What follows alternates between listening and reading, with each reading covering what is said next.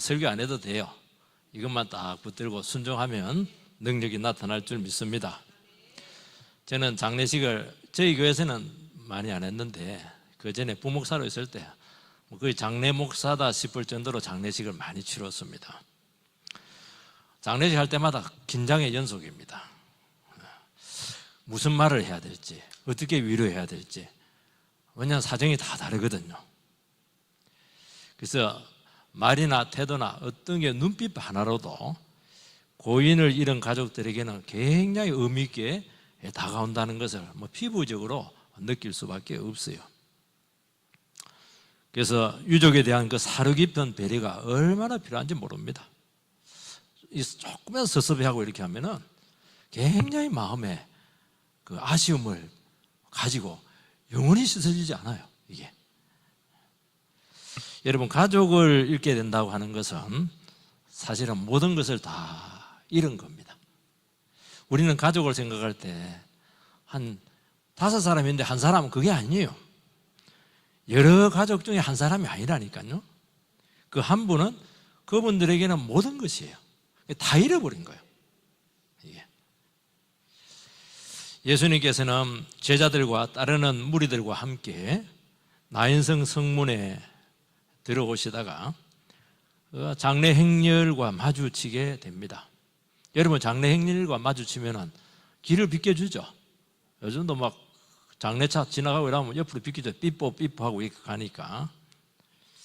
근데 예수님께서는 그렇게 하지 않았습니다. 한 영혼을 주목을 했습니다. 그 독자를 잃은 그 가부가 바로 눈에 들어왔어요. 그리고 그 마음을 이해하고 슬픔을 공감하고 세심하게 다가가서 그 바깥에서 장례식이 이제 막 그냥 출발하고 있는 그 상황에서 그 영혼을 끝까지 도우신 줄 믿습니다. 여러분, 어떻게 주님께서는 너무나 기구한 인생이고 큰 슬픔을 당한 그 여성을 3가지로 도우셨다는 것을 기억을 하시기 바라고, 우리 자신들도 다른 영혼을 도울 때, 우리가 도움을 받을 때 꼭 이런 자세를 가지게 되기를 축복합니다. 첫 번째는 예수님께서는 그 한 여성의 고통에 깊이 들어가셔서 공감을 했다는 겁니다. 말로 때우지 않았어요. 두 번째는 한 번만 들어가서 그 마음을 헤아리고 그 감정에 동참한 것이 아니고 끝까지 그 눈을 떼지 않고 그 영혼 같이 움직여 주셨다는 겁니다. 왜냐하면 한순간에 무너질 수가 있거든요. 마지막까지 같이 동참을 해 주셔야 된다는 것입니다. 세 번째는 그녀를 위해서 충분히 배려를 했습니다. 약속 시간 늦었는데, 다른 거 지금 어디 가서 설교해야 되는데 그렇게 하지 않고 충분히 시간을 내주고 힘을 써주고 애를 써주고 그렇게 하셨다는 겁니다. 이렇게 되기 위해서는 어떻게 해야 되느냐? 그녀의 그 한 영혼, 그 한 영혼의 모든 것이 주님의 마음에 꽉 찼다는 거예요. 여러분, 다른 영혼을 도와주려고 하면은 비상적으로 해서는 도를 안 하는 게 나아요. 잘못 건드립니다. 그렇게 하면 안 되고, 기도하고 이렇게 하면서 충분히 그 영혼을 헤아리게 되고 그 영혼이 내 속에 충만해야 돼요. 그렇게 할 때 배려 있는 도움이 가고 결국에는 그 영혼을 변화시키는 것이지 말로 해가지고 절대로 되지 않아요. 예수님의 그 사랑은 그 영혼의 상태를 보았고 그 영혼의 상태를 느꼈고 그리고 구체적으로 행동을 하셔서 도우셨다는 것입니다. 이것이 사랑인 줄 믿습니다. 첫 번째는 한 영혼의 고통에 깊이 공감을 하신 것입니다. 나인성은 예수님이 사시는 나사렛 동네에서 한 6km, 8km니까 한두 시간, 2시간 정도 거리고, 가버나움에서 백부장을 만나고 나서 거기서 한 40km, 한 하루 정도 길이죠. 작은 마을입니다. 잘 안 나타나요. 작으니까. 원래 뜻이 뭐냐니까 아름답다, 기쁘다 이런 뜻을 가지고 있고 실제로 굉장히 아름답고, 그 아름다운 곳은 요즘같이 휴가철에는 가서 휴양하기 좋은, 쉬기 좋은 그런 장소였습니다. 근데 하나밖에 없는 독자를 잃은 이 과부에게 있어서, 어머니에게 있어서 그날은 전혀 그렇지가 않았어요. 아들입니다. 아들. 그것도 독자입니다. 그 독자가 청년이 되어서 숨을 거두었습니다. 그러니까 벌써 그 전에 사랑하는 남편을 먼저 떠나보낸 과부였습니다. 그러니까 한 사람을 먼저 보낸 것도 저렇게 힘든데 남편 잃고 나서 얼마나 힘들었겠어요. 유일한 소망이었던 그 독자마저 이제 애미 곁을 떠나버리게 된 것입니다.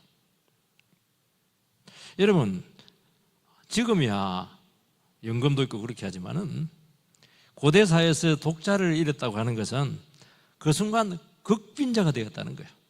남편을 잃어서 가난한 자가 되었고, 그래도 아들 하나 소망을 두고 잘 키워야 되겠다 이렇게 해서 했는데, 그 아들이 그냥 죽게 되었을 때 완전히 극빈자가 되었죠. 퇴직금이 어디 있습니까? 연금이 어디 있어요? 의료보험이 어디 있어요? 싹 다 잃어버린 거예요. 아들만 잃어버린 것이 아니고 인생 전체를 잃어버린 거예요. 모든 소망을 다 잃어버리고 모든 인생에 살 의지가 꺾인 거예요. 사람들은 저 여성이 왜 이렇게 팔자가 기구하냐, 무슨 죄를 지었길래 저렇게 험난한 인생일까, 무슨 잘못을 했기에. 말은 안 하지만은 느낄 수 있잖아요. 사람들 뒤에서 그냥 속닥속닥 하는 소리가 들리는 거예요. 너무너무 힘든 그런 처지가 되었던 것입니다. 12절 말씀을 띄워주시기 바랍니다. 12절 말씀 같이 읽겠습니다. 시작. 성문에 가까이 이르실 때 사람들이 한 죽은 자를 메고 나오니 이는 한 여자의 어머니의 독자요 그의 어머니는 과부라. 그 성에 많은 사람도 그와 함께 나오거늘.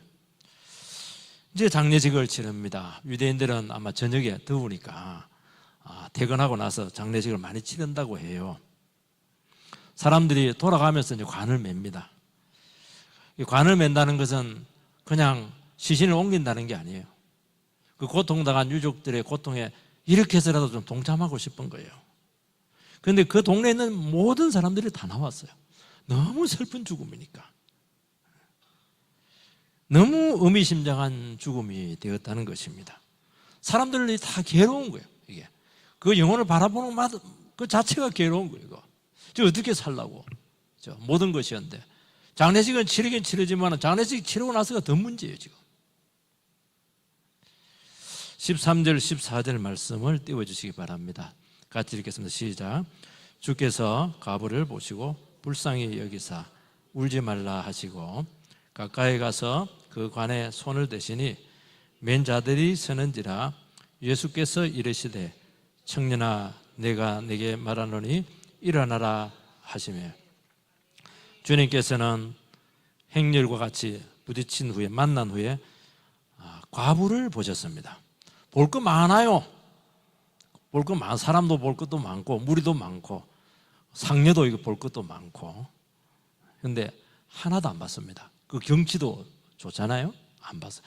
딱 과부 한 사람을 봤습니다. 죽은 아들 안 봤습니다.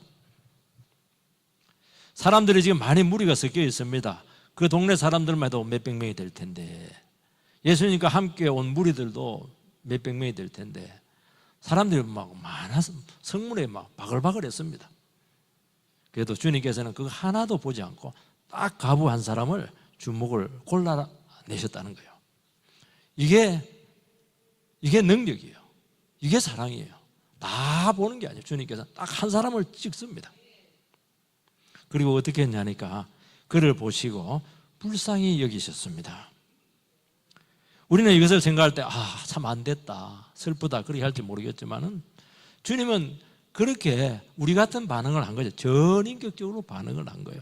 그래서 발걸음을 탁 멈췄어요.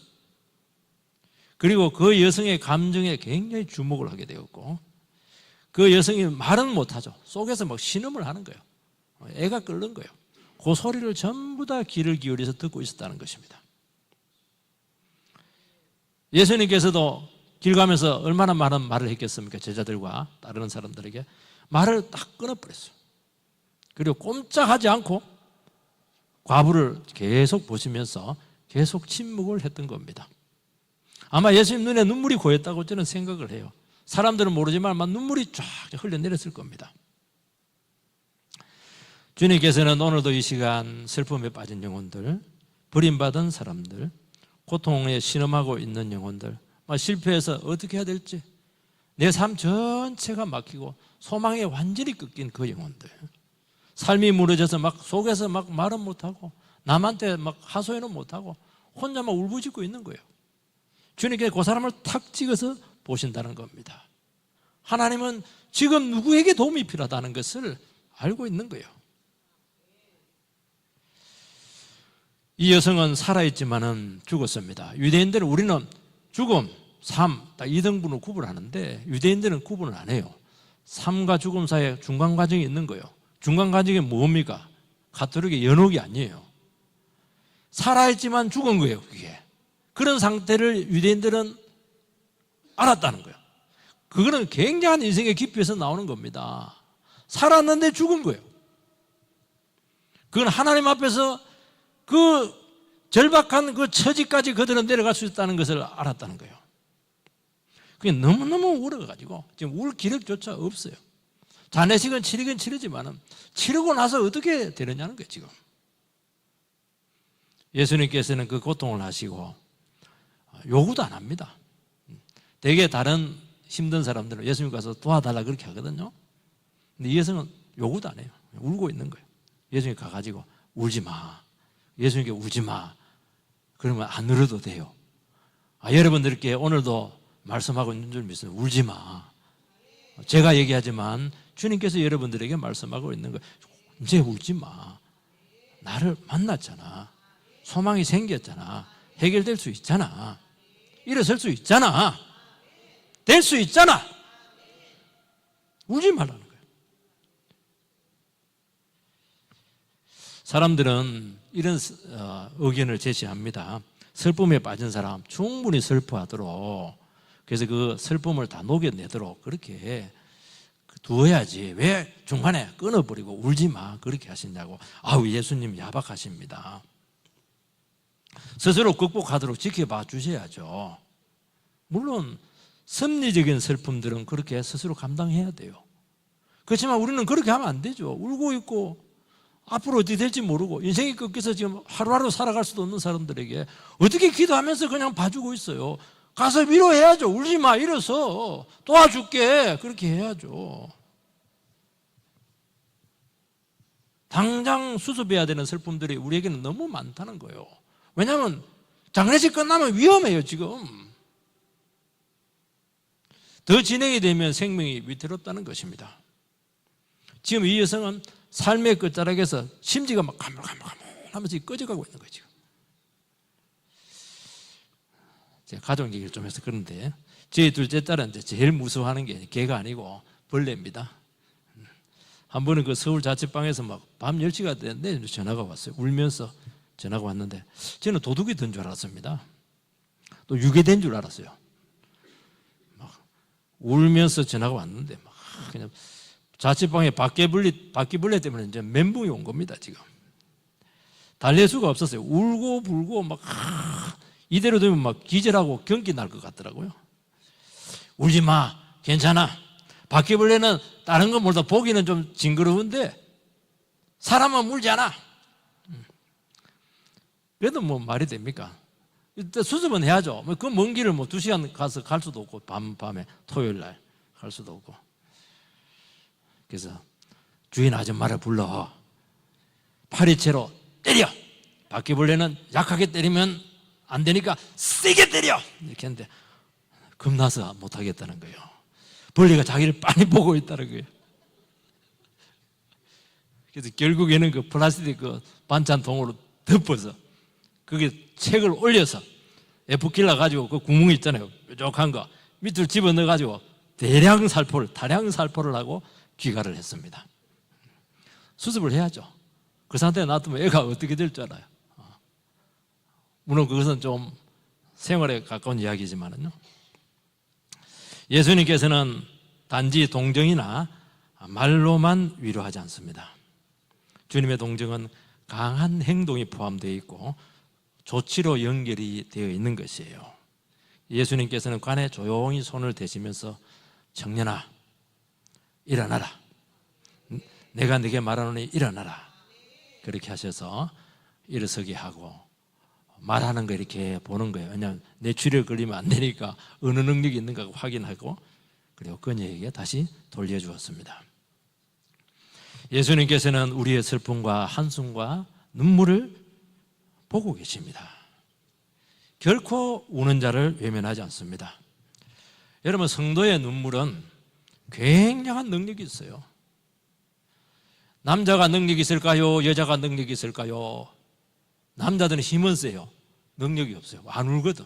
사내의 자식이 울면 안 되지. 그러니까 그냥 그 독성에 쓰여가지고 빨리 죽어요. 여자들은 울잖아요. 자식 때문에 울고, 남편 때문에 울고, 집안 때문에 울고. 왜냐하면 책임이 많으니까. 감당은 안 되고, 지치니까. 알아주지 않으니까. 여러분, 힘들어도 위로해주고, 알아주고, 공감해주면은 이게 내거든요. 근데 여성의 위치가 그렇지가 않아요. 여성은 말을 안 하거든요.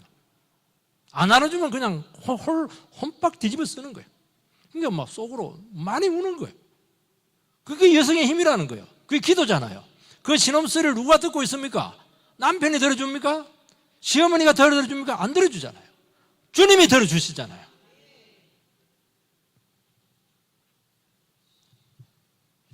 눈물은 만국 공통어입니다. 번역이 필요 없어요. 여러분, 말로 말하는 것보다 슬픔 당한 사람만 부둥켜 하고 울면 통하는 것입니다. 여러분, 눈물이라고 하는 것은 울어야 되겠다 그렇게 해서 우는 게 아니고 참다가 터지는 거예요. 터지는 거예요. 여기까지 잘 안 가요. 사람들이 안 울도록 앞에서 전부 다 조치를 다 해버리거든요. 좋은 게 아닙니다. 영혼을 살려야 되겠다, 책임져야 되겠다, 바르게 살아야 되겠다, 사랑해야 되겠다. 여기서 눈물이 터지는 거예요. 뭐 두드리 패고 그냥 찍고 말이지, 대들고 이렇게 하면 무슨 눈물이 필요해요? 살리고 싶으니까 눈물이 필요하죠. 회복되고 싶은 거 아니겠어요? 그러니까 눈물이 터지는 거예요. 할 수 있는 방법은 없고 눈물이 터지는 거예요.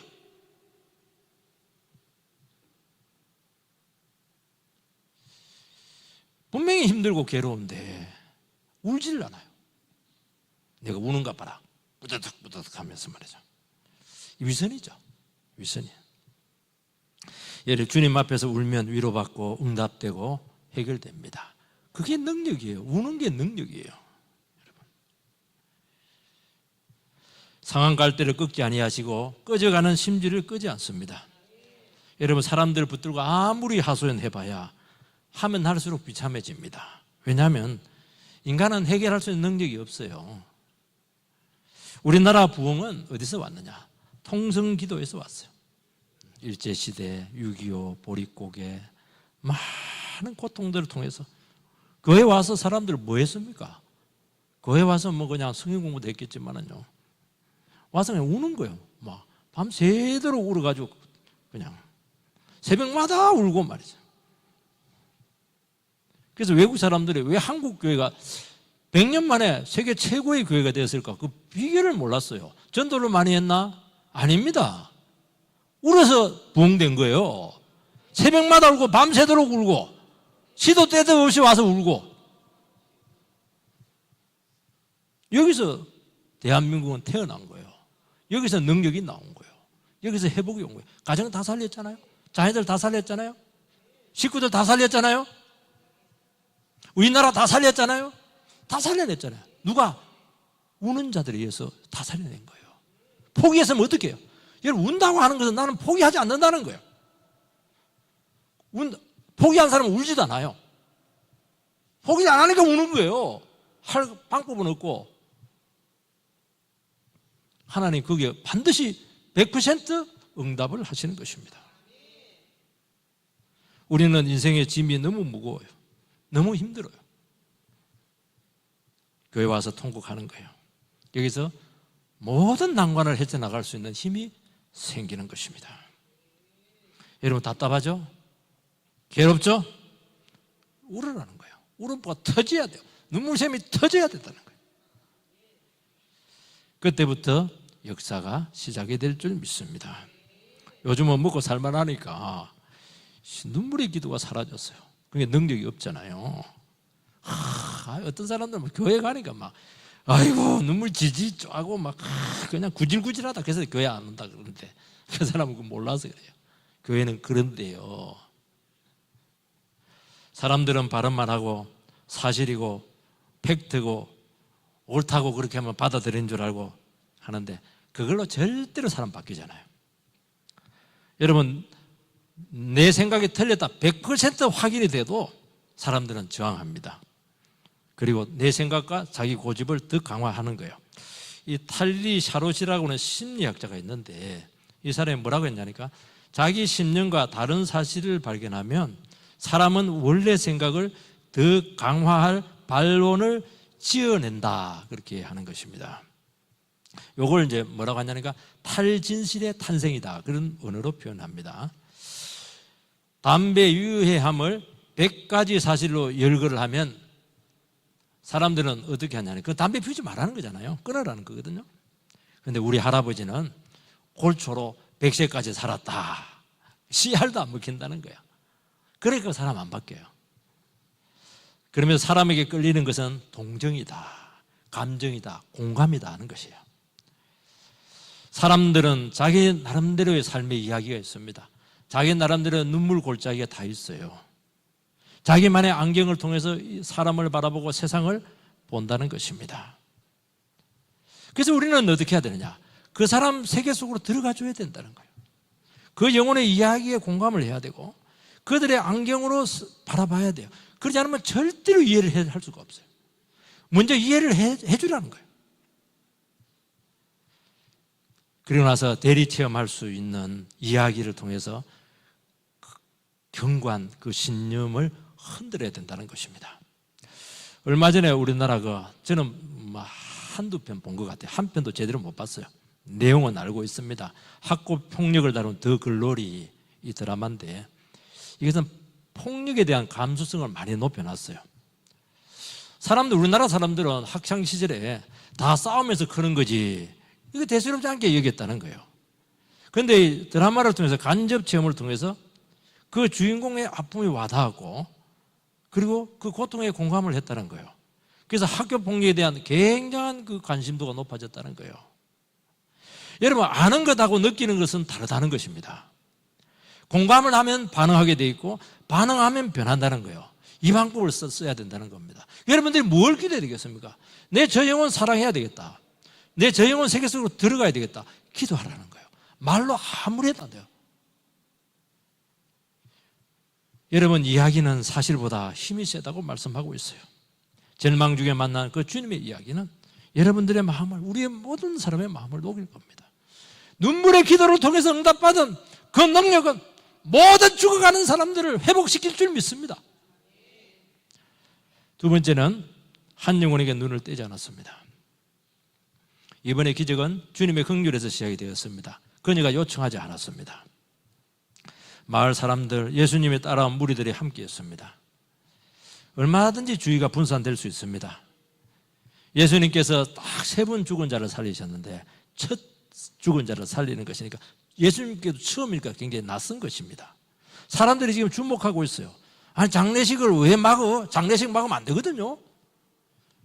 그러니까 굉장히 당황스러운 지금 상황이 됐던 것입니다. 주님께서 얼마든지 지나칠 수가 있는데 그렇게 하지 않고 계속 그 과부를 집중을 했습니다. 어떤 과시적인 말도 하지도 않고 와 나는 능력이 대단한 거야. 그리고 어떤 제스처 이런 거 없었어요. 그냥 조용히 가서 시신을 만지면서 청년아 내가 내게 말하니까 일어나. 기도한 것도 아니고 시신에게 바로 명령을 했어요. 예수님께서 왜 손에 만지셨습니까? 부정 타는데 시신 만지면 부정하게 되잖아요. 예수님은 그 죽음과 부정과 고통과 눈물을 전부 다 가져가실 수 있는 능력자가 되시기 때문인 줄 믿습니다. 15절 말씀을 띄워주시기 바랍니다. 15절 말씀 시작. 죽었던 자가 일어나 앉고 말도 하거늘 예수께서 그를 어머니에게 주시니 일어나 앉고 말도 했습니다. 예수님께서 살아났을 때 와 살렸다 이러면서 박수 이렇게 하지 않고 앉혀놓고 대화를 한 거예요. 왜냐하면 어느 상실 될 수 있잖아요. 대화하니까 완전 정상이에요. 후유증이 없어요. 그리고 그를 어머니에게 주었습니다. 주시니 할 때 프리젠테이션, 프리젠터, 선물을 주었다는 거예요. 그런 얘기는 너무너무 큰 선물이죠. 선물 받았어요, 선물. 선물 줄 때 구질구질한 거 줍니까? 안 주잖아요. 최고로 좋은 거 주잖아요. 그런 얘기가 최고로 좋은 게 뭐예요? 정상인 아들이 돌아온 거예요, 이게. 사진 찍고, 과시하고, 신문 기사 내고 그렇게 하지 않았어요. 유튜브에 올리고 그렇게 하지 않았어요. 감사한 건 안 받았어요. 그녀가 기뻐하는 것이 모든 것이었습니다. 자기 자신에 대해서 생각하지도 않았어요. 사람들은 놀라운 능력을 통해서 도와주면 뭔가 기대하거든요. 또 예수님께 필요가 많아요. 제자들이 있기 때문에. 은근히 대가 요구할 수가 있어요. 그래서 우리는 큰 도움을 주고 큰 능력을 행하고 이렇게 나서 마음이 이렇게 흩어져요. 뭔가 없으면 섭섭한 거예요. 예수님께 그렇게 하지 않고 끝까지 그 영혼에게 마지막까지 충실했다는 거예요. 아들의 육체적인 필요를 받고 어머니의 그 심적인 필요를 마지막까지 돌보셨어요. 여러분, 능력이 있으면 친절하지 않거든요. 친절하면 또 강하지 않아요. 예수님은 능력자면서도 친절했다는 거예요. 여러분, 힘 있는 자들은 친절할 가능성이 힘들어요. 왜냐하면 나는 능력자니까. 그러면 안 돼요. 능력일수록 더 부드러워져야 된다는 것입니다. 주님께서는 영혼에 끝까지 집중합니다. 말 하나, 그 마음의 미묘한 변화들, 또 아이가 눈뜨고 태어났을 때 그 감정의 변화들, 그 분위기, 공기들 전부 다 감지를 다 해냈다는 것입니다. 그래서 영혼이 회복될 때까지 예민하게 반응을 하신 것입니다. 여러분, 영혼은 이렇게 간단하지 않다는 거예요. 영혼은 굉장히 섬세해요. 왜냐하면 하나님께서 만드신 너무나 고귀한 존재이기 때문에 그렇다. 영혼은 결코 쉽게 다룰 수가 없어요. 그냥 둑바리처럼 때리고 그렇게 할 수가 없는 거예요. 너무너무 소중하게 다뤄야 된다는 거예요. 그 영적인 예민함이 여기서 나온다는 거예요. 여기서 능력이 나오는 거예요. 그래서 기도의 깊이가 나오고 구체성이 나온다는 거예요. 여러분, 인간의 재성과 연약함은 결코 간단하지 않다는 거예요. 고린도서 11장 28절 29절을 띄워주시기 바랍니다. 고린도후서 11장 28절 29절 같이 읽겠습니다. 시작. 이외에 이런 고사하고 아직도 날마다 내 속에 눌리는 일이 있으니 곧 모든 교회를 위하여 염려하는 것이라. 누가 약하면 내가 약하지 아니하며 누가 살쪄가지게 되면 내가 애타지 아니하느냐. 바울 사도가 고린도서에서 고린도 성도들에게 한 말입니다. 그 외에 앞에 40에 하나는 매를 권장을 70대 맞고 난파당하고 그거는 고사하고 돼 있잖아요. 나는 날마다 누리는 것이 있는데 교회를 위해서 염려가 된다는 거예요. 왜냐하면 고린도 교회가 굉장히 불안했거든요. 고린도 교회만 그런 게 아니고요. 교회는 전부 다 불안해요. 죄인들이 모여 있다 보니까 무슨 일이 터질지 모르고 마귀가 어디로 치고 들어올지 모르고. 그러면 뭐라고 하냐니까 누가 약하면 내가 약하지 아니하며 누가 실족하게 되면 내가 애타지 않겠냐. 그렇게 애가 탄다는 거예요. 저 사람이 힘들어하면 밤을 잘 수가 없네요. 잠을 잘 수가 없어요. 늘 마음이 조마조마하고 조심스럽고. 아니 목사님 왜 이렇게 믿음이 없냐고. 여러분, 믿음이 없는 게 아니에요. 막 기도하고 끝내세요. 아이고, 그 말 누가 못해요. 그게 안 되니까 괴로워하는 건데요. 그러니까 괴로운 거 이게. 노심초사하고 저러다가 시험에 들지 않을까. 시험 들면 더 괴롭고 이렇게 한다는 거예요. 그게 영혼을 책임지고 영혼을 도와줘야 될 사람들의 마음인 줄 믿습니다. 제 아내는 너무 그러면 당신이 그렇게 연연이라는 사람들 다 떠나더라 그렇게 협박까지 주고 이렇게 하는데 어떻게 영혼을 두고 한눈을 팔 수가 있겠습니까? 여러분들 그렇다는 거예요. 우리는 절대 강하지 않아요. 강하지 않은데 도와줘야 되니까 힘든 거예요. 내 영혼 추스리기도 힘든데 더 힘든 사람들을 상대를 해줘야 되니까 더 힘든 거예요. 그러나 주님께서는 우리에게 그것을 맡기셨고 그렇게 할 때 나도 살고 그 영혼도 다 살려낼 줄 믿습니다. 세 번째는 한 영혼에게 충분히 배려를 하신 것입니다. 주님께서는 독자를 잃은 과부에게 모든 배려를 아끼지 않았습니다. 딱 세 가지 했죠. 기억하지? 보고, 불쌍히 여기고, 도와주었다. 보고 불쌍히 여기고 도와주었다. 이게 3박자입니다. 여러분, 사람을 바라보고 그 사람이 느끼는 대로 느끼고 그렇게 하려면 집중해야 돼요. 그리고 시간을, 여유를 가져야 된다는 것입니다. 왜냐하면 그 영혼 속으로 들어가야 되거든요. 이것이 안 되면 사랑은 하긴 하는데 이빨린 사랑을 하게 될 수밖에 없고 냉랭한 사랑입니다. 하다가 중단해요. 이 바라고 보고 느낀다 할지라도 구체적인 그 방안이 나오지 않고 도와주지 않으면 이건 또 값싼 사랑밖에 되지 못해요. 뜨거운 사랑, 정말 비싼 사랑을 해라는 겁니다. 목회자는 주의를 합니다. 교회와 영혼을 살피게 됩니다. 그러면 자동적으로 가족들은 우선순위에서 마지막으로 밀립니다. 영적인 일이라고 하는 것은 굉장히 긴급해요. 그 순간 기도해 주지 않으면 그 영혼 잃어버리거든요. 굉장히 심각한 문제들이 많아요. 그 영혼의 진을 뺄 때가 너무 많습니다.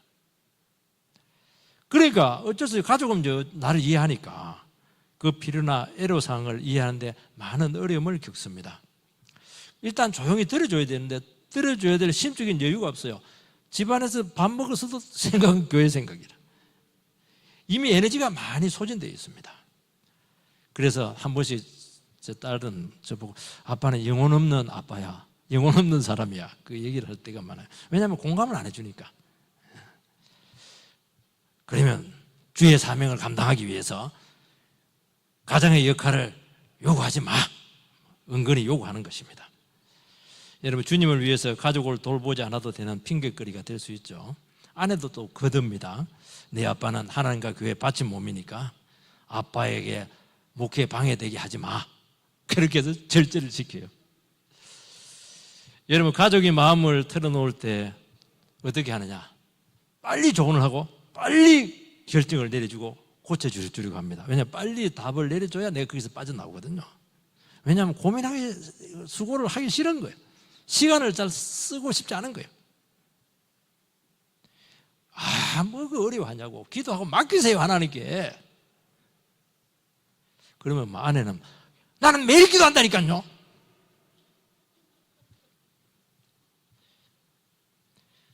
그렇게 하는 거예요. 벌써 아는 거예요. 여기까지구나. 아는 겁니다. 그러면서 자기 삶을 포기를 하는 거예요. 아이고, 더 기대할 게 없구나. 그러면서 자기 짐을 무겁게, 말해도 안 되니까 버겁게 짊어지고 가는 것입니다. 여러분, 영혼을 사랑하려면 그 영혼에게 헌신을 해야 되는 것입니다. 주님을 위해서 덜 헌신해도 된다. 나는 설교를 해야 되기 때문에 그 소리를 무시해도 된다는 게 아니에요. 기도하기 위해서 당신 말 듣고 있다. 기도하지 말고 들으라는 거예요. 정작 그 영혼에게 다가가서 시간을 내서 알려고 하고 느끼려고 하고 그렇게 하지 않는다는 거예요. 여러분, 그 영혼을 배려하려고 하면은 그 사람 마음으로 들어가야 되고 그 삶 속으로 들어가야 된다는 거예요. 그러면 기도가 달라져요. 생각이 달라져요. 여기서 능력이 나와요. 여기서 지혜가 나와요. 여기서 영혼을 살리는 것이 나와요. 100번 설교도 한 사람도 구원시키지 못하는 것보다는 그 한 사람에게 집중해서 한 사람을 살려내는 것이 100명 살리는 것과 똑같다는 거예요. 예수님께서는 진정한 이웃이 누구냐? 누가복음 10장에 나와 있잖아요. 강도 만나가지고 거의 죽은 사람인데 그 강도에게 자비를 베푼 자가 이웃이라고 말씀하고 있습니다. 여기 보면 이제 거의 죽어가고 있는데 제장이 와서 보고 피해서 갑니다. 그 다음에 누가 왔냐니까 레위인이 갑니다. 레위인도 보고 피해서 갑니다. 안 본 게 아니에요. 보고 피해서 갔습니다. 왜 보고 피해 갑니까? 예배를 드려야 되니까. 예배를 집례해야 되니까. 사마리아인은 그를 보고 불쌍히 여겼습니다. 성경에서 인간이 불쌍히 여겼다 하는 표현이 여기 유일하게 나와요. 예수님은 불쌍히 여겼다는 표현이 복음서에 40번 나오는데 인간이 불쌍히 여겼다는 것은 이 사마리아인밖에 없어요. 예수님께서 쓴 그 표현을 그대로 쓴 거예요. 그래, 불쌍히 여기니까 행동이 나오는 거예요. 가서 상처를 싸매고 응급조치를 한 거잖아요. 말에 대어서 주막에 돌봐주고 던져놓고 가지 않았어요. 그날 하루 종일 치료를 해주고 그 다음날 주인에게 이제 비용을 주고 주인에게 돌봐주게 하고 그렇게 한 것입니다. 여러분, 사마리아인들에게 있어서 유대인들은 원수입니다. 그렇지만 사마리아인은 사감에 의해서 감정에서 보지 않고 영혼을 보았다는 거예요. 그리고 그 고통을 이해를 했다는 거예요. 그렇게 구체적인 도움의 손길이 나타난 거예요. 얼마나 손해를 많이 봐서 돈 손해, 시간 손해, 자기 계획 다 포기했잖아요. 그런데 사마리아인이 위대한 게 뭐냐니까 사랑할 기회가 왔는데 그 사랑할 기회를 놓치지 않았다는 거예요. 여러분, 유대인들은 아무리 죽어가도 사마리아인 돈 안 받아요. 근데 도움을 받으면 왜? 그 반 죽었으니까. 반 죽었으니까 도움을 받지. 어디 사마리아인의 도움을 받을 수가 있어요. 절대로 몸을 맡기지 않죠. 손대면 더럽다 이렇게 하죠. 그러나 하나님께서 그 기회를 준 겁니다. 여러분 주위에 사랑할 수 있는 기회가 왔다는 것은 이거는 하나님께서 여러분들에게 기회를 준 거예요. 사랑할 수 있는 기회를 준 거예요. 그 기회는 놓치지 마세요. 돈 손해 보세요. 시간 손해 보세요. 여러분 인생 계획을 흐트리세요. 거기서 역사는 일어난다는 겁니다. 어떤 것보다 설교보다도 더 우선적이라는 거예요. 여기서 영생이 오고 구원이 온다는 거예요. 여러분 충분히 영혼을 배려하게 되기를 주의 이름으로 축원드립니다. 기도하겠습니다. 살아계신 하나님 은혜를 감사를 드립니다. 우리로